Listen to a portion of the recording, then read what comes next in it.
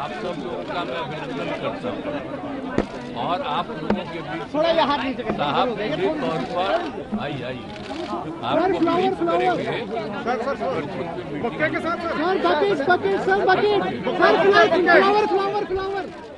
हो गया एक बार नहीं ऐसे ये हो रही थी तो हमने स्वीकार कर लिया है। अब फिर हम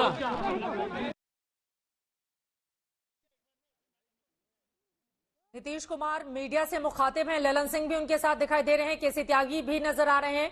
हालांकि बॉडी लैंग्वेज से कुछ पढ़ पाना थोड़ा सा मुश्किल होगा, लेकिन क्या बड़ी बातें उनकी ओर से कही गई हैं वो आप तक हम पहुंचाएंगे। ललन सिंह के साथ मीडिया से मुखातिब हुए नीतीश कुमार और बड़ी खबर आपको देते हैं। जेडीयू अध्यक्ष बनने के बाद नीतीश कुमार ने पहला बड़ा फैसला किया है। देश भर में जातिगत गणना पर जन जागरण करने वाले हैं नीतीश कुमार। ये इस वक्त की बड़ी खबर आप तक पहुंचाते हैं। देश भर में जाति गणना पर जन जागरण करेंगे नीतीश कुमार। जनवरी में झारखंड से इसकी शुरुआत करेंगे और उनका ये कहना है कि हमारा एजेंडा बढ़ाना कांग्रेस पार्टी की मजबूरी है। तो कांग्रेस पर भी यहां पर निशाना साध लिया उन्होंने, यानी कि कुल मिलाकर ये बताने की कोशिश करते हुए ये बताने की कोशिश करती हुई जेडीयू ये दरअसल बताना चाहती है कि हमारा जो एजेंडा है कांग्रेस पार्टी उसी पर आगे बढ़ रही है। तो राहुल गांधी का नाम जो पीएम के लिए आगे किया था लालू प्रसाद यादव ने पटना की जून की पहली बैठक में ये कहते हुए कि आप दुल्हा बने, हम बाराती बनने को तैयार है, तो नीतीश ऐसा लग रहा है कि इस बात को मानने को तैयार नहीं है और यही कारण है उनकी पार्टी अब कमर कस रही है। जाति गणना के लिए जन जागरण करेंगे नीतीश कुमार। झारखंड से होगी इसकी शुरुआत। दिलचस्प ये भी है कि बिहार से शुरुआत नहीं हो रही है। इसकी शुरुआत हालांकि बिहार में ऑलरेडी लागू किया जा चुका है, लेकिन अपने राज्य की बजाय झारखंड जो बिहार से अलग होकर राज्य बना था, वहां पर जेडीयू गठबंधन में सहयोगी दल है। आरजेडी, जेडीयू और झारखंड मुक्ति मोर्चा की सरकार है। झारखंड से इसकी शुरुआत करने वाले हैं नीतीश कुमार। तो कुल मिलाकर दरअसल सीन ये बन रहा था कि तेजस्वी यादव को मुख्यमंत्री बनाना है, उसके लिए नीतीश मानने को तैयार नहीं है। लालू यादव दुल्हा बनाना चाहते हैं राहुल गांधी को, उसके लिए नीतीश कुमार मानने को तैयार नहीं है। फिर कैसे मनाइएगा आप लोग? मतलब कल को वो कोई भी और फैसला कर सकते हैं। धन्यवाद, आप बहुत देर के बाद आए हमारे पास। देखिए, ये आपका कुछ मीडिया, सो कॉल्ड मीडिया का परसेप्शन हो सकता है, लेकिन नीतीश जी का जो आप बता रहे थे ये उनका फिजिकल या जो भी मूवमेंट है वैसा हमें कुछ नहीं लगा।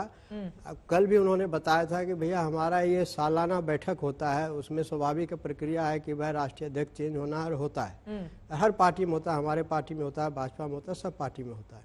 अब ये परसेप्शन बना रहे हैं। अब हमारा जैसा कि अभी आदरणीय शाहनवाज हुसैन साहब ने कहा कि हम लोग अपना एजेंडा में लगे हैं। भाजपा एजेंडा में लगा हुआ है कि कैसे ये जो महागठबंधन की सरकार है जो 7.5 लाख 5 लाख बिहार में रोजगार दे रही है, इसको तोड़ा जाए। बिहार की जनता अभी सुख चैन की नहीं सोचा, युवा जो रोजगार के लिए तरस रहा था उसको रोजगार मिल रहा है। किस तरह से ये इसको पच नहीं पा रहा है भाजपा के लोगों को, और ये चाह रहा है कि ये सरकार जो तरक्की का काम कर रही है, बिहार के विकास की बात कर रही है, बिहार के युवा की बात कर रही है, उसको किस तरह से हटाया जाए। जाति गणना का श्रेय तो वो ले रहे हैं, अब जन जागरण भी करेंगे। ये सपना देखना छोड़ दे तेजस्वी जी। मैडम एक मिनट जी, मैं भाजपा की बात कर रहा हूँ, आदरणीय नीतीश जी की। ये सपना देखना छोड़ दे। तेजस्वी जी 19 में ही सीएम बन जाते। मैं आप ही के चैनल और कई चैनलों पे बैठ के बैठा कैसे था। बन जाते? अरे बन जाते, छोड़िए ना, वो पुरानी बात है। लेकिन नहीं, अब तेजस्वी जी सीएम बनेंगे। देखिए, आप तेजस्वी सीएम बनेंगे, ठीक है, आज बने, कल बने, परसों उनका वोट बैंक है, वो काम के आधार पर सीएम बनेंगे। ये ठगबंधन के हिसाब से नहीं कि इसको तोड़ दिया, उसको मरोड़ दिया, ये ऐसा खेला कर दिया। तेजस्वी जी के पास जन समर्थन है, तेजस्वी सीएम बनेंगे। अभी हमारे वर्तमान में आदरणीय नीतीश बाबू सीएम है, हमें उन पे पूरा विश्वास है। और ये जाति गणना के लिए वो झारखंड से जन जागरण करेंगे, अच्छी बात है। जाति जनगणना हमारे आदरणीय लालू जी ने, नेताजी का भी पूरा ये है कि जाति जनगणना पूरे देश में होना चाहिए। देखिए, बिहार में अगर जाति जनगणना हुई है तो इसमें पता चला ना कौन कितना है।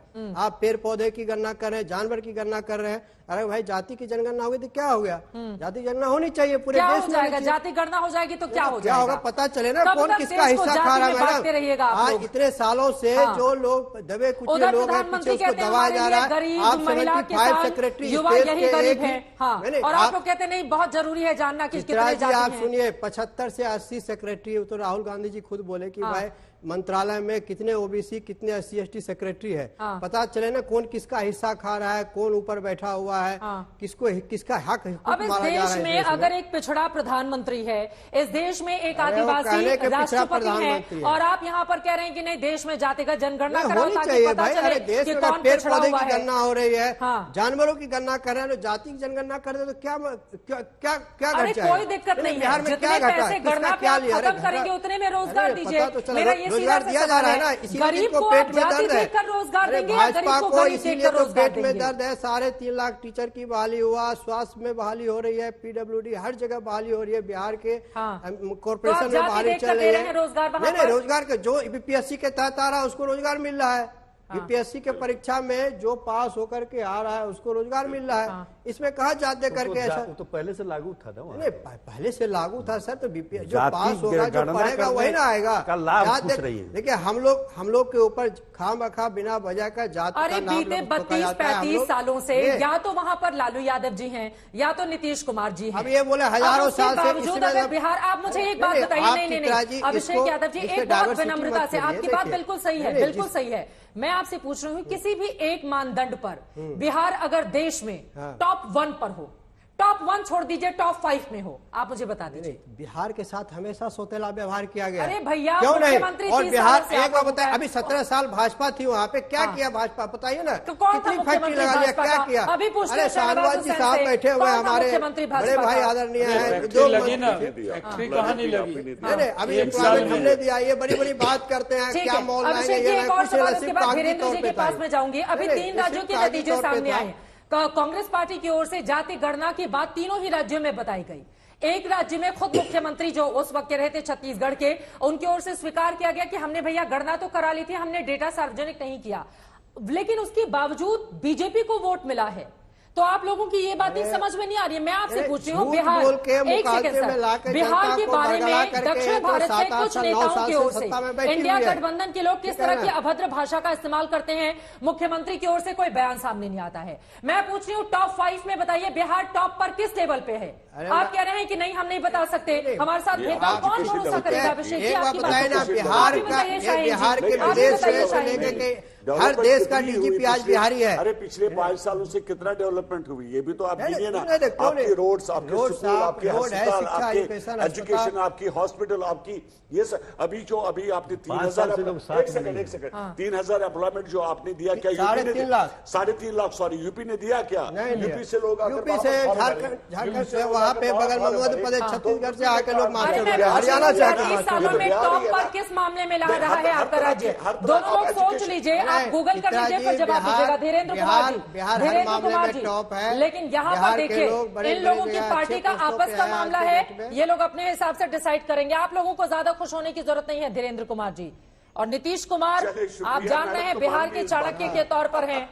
जब भी वो कोई पासा पलटते हैं उसके बाद बड़े बड़ों का खेल हो जाता है। धीरेन्द्र जी, और आपकी पार्टी तो इसको अच्छे से समझती होगी। चित्रा जी, हम तो इनके साथ आए हुए हैं तो समझते बहुत अच्छे से हैं। हाँ। लेकिन इतना तय है कि आप देखिए कि इसमें फायदा किसको हो रहा है, ये उतना महत्वपूर्ण नहीं है जितना महत्वपूर्ण बिहार सफर कर रहा है पिछले 30 वर्षों से। अरे ये अंगड़ाई कहाँ लेते हैं, कहाँ जाते हैं, लेकिन पूरा का पूरा बिहार बिहारी जा रहे हैं। अरे सुनिए सही, ये पूरी घटना चित्रा जी एक साथी की है, जो सारथी बनता है और बाद में स्वार्थी बनता है। 3 लाइन की कहानी है। दोनों साथी हैं, इनको सब्जबाग दिखाया गया कि आपको बना दिया जाएगा, PM मटेरियल है, PM के कैंडिडेट हो जाएंगे, तो सारथी बने। और जब ये गया, इंडी गठबंधन गया टूट, तो नीतीश कुमार जी गए रूठ, और उठने के बाद हुआ कि ये अलग अलग हो जाओ, इनके डंडे पड़ने लगे। ऐसे सूरत में इन्होंने जो भी किया हो, किसके साथ हाथ मिलाया, RJD के साथ हाथ। अरे अब तो सब अपनी डफली, अपना राग, जयराम जी का आपने सुना है, उन्होंने तो बोला कि दिल बड़ा रखो और मुंह चुप रखो, मतलब अपनी डफली, अपनी राग, अपने अपने जगहों पर लड़िए और लोगों को भ्रम पैदा करिए कि हम लोग इकट्ठे हैं। ममता दीदी का भी कल बयान आ गया था। तो इंडी गठबंधन का नाम का कोई चीज अब कहा नहीं। एक बार उनकी बात हो जाए, बहुत देर से वो आए हैं, एक बार उनकी बात हो जाए उसके बाद आप लोग बोलिएगा। बोलिए धीरेन्द्र जी, बोलिए। गठबंधन तो बिल्कुल टूट गया है और ललन बाबू RCP सिंह और बाकी अध्यक्षों के जैसे राष्ट्रीय अध्यक्ष नहीं है। मैं उनको बराबर कहता हूं कि ललन बाबू पॉलिटिकल डायनामाइट है। या तो वो दूसरे के घरों को तोड़ता रहेंगे, अब दूसरे का घर नहीं बचा है तो अपने घर को तोड़ेंगे। ठीक है, वो आज उनको हटा दिया गया है, लेकिन वो एक्सक्लूसिव पॉलिटिकल मटेरियल है। जनता दल यू बहुत लंबा चलने वाला नहीं है। मैं बता रहा हूं कि 15 और 2025 में अभी आदरणीय शाहनवाज जी कह रहे थे कि कमल का अन्य मार्ग में प्रवेश होगा, उतना दिन भी नहीं लगेगा। मैं कह रहा हूं कि 25 जनवरी तक ही, 26 जनवरी के पहले बिहार में या तो नई सरकार बनेगी और नहीं तो शासन का नया आकार बनेगा। लेकिन बिहार में अब लंबा नहीं चलना, क्योंकि नीतीश कुमार जी ने अपने दल में अपने लोगों का ही बहुमत खो दिया है। ललन सिंह जी ने मात्र नेतृत्व किया है, लेकिन उनके सहयोगी भी इनके साथ है। और इस खेल का भी पटाक्षेप आप देखिएगा कि 15 से 20 दिनों के अंदर में बिहार में तय होना। अब ये लास्ट लड़ाई है और तेजस्वी जी भी इनको बहुत लंबा कैरी फॉरवर्ड नहीं करने वाले हैं। ये आज आने वाले समय में बिहार में या तो राष्ट्रपति शासन होगा या कोई और सरकार होगी, लेकिन नीतीश कुमार जी अब बिहार में मुख्यमंत्री के रूप पर प्रासंगिक नहीं रहने वाले। चित्रा जी, ये मैं बड़े दावे के साथ कह रहा हूँ। इनके सारे कार्यकर्ता से लेकर विधायक सभी लोग यहाँ से निकलने के लिए है, या तो कुछ हम लोगों के संपर्क में है या कुछ और अन्य दलों के संपर्क में, लेकिन वहां पर वो घुटन महसूस कर रहे हैं। ये हमें बड़े सच्चाई के साथ। मुझे लग रहा है एक बार पूछ रहे सुजीत, आप क्यों मुस्कुरा रहे हैं उनकी बातों पर? इनके एक विधायक जीते थे, वो भी चले गया, जेडीयू ने छोड़ लिया, वही नहीं है विधायक। लेकिन चिराग पासवान मेहनत तो बहुत कर रहे हैं, उनके सभाओं में भीड़ उमड़ रही है।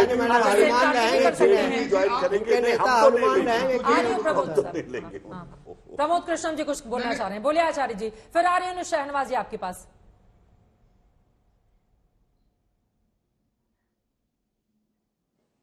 तो ये जो भी घटनाक्रम हो रहा है उसमें आपने कहा कि देखिए नीतीश कुमार जी अभी प्रेस कॉन्फ्रेंस के माध्यम से ये बात आई कि जातीय जनगणना का बड़ा फैसला हो रहा है। बड़ा फैसला ये नहीं है जातीय जनगणना वाला, बड़ा फैसला वो होगा नीतीश जी का कि वो एनडीए में जाएंगे या इंडिया गठबंधन में रहेंगे। मेरी बात को याद रखना, क्योंकि नीतीश जी इतने मजे हुए खिलाड़ी हैं। जिस दिन उन्होंने लालू जी का साथ छोड़ा था पता नहीं चला था, और जिस दिन बीजेपी का साथ छोड़ा तब भी पता नहीं चला।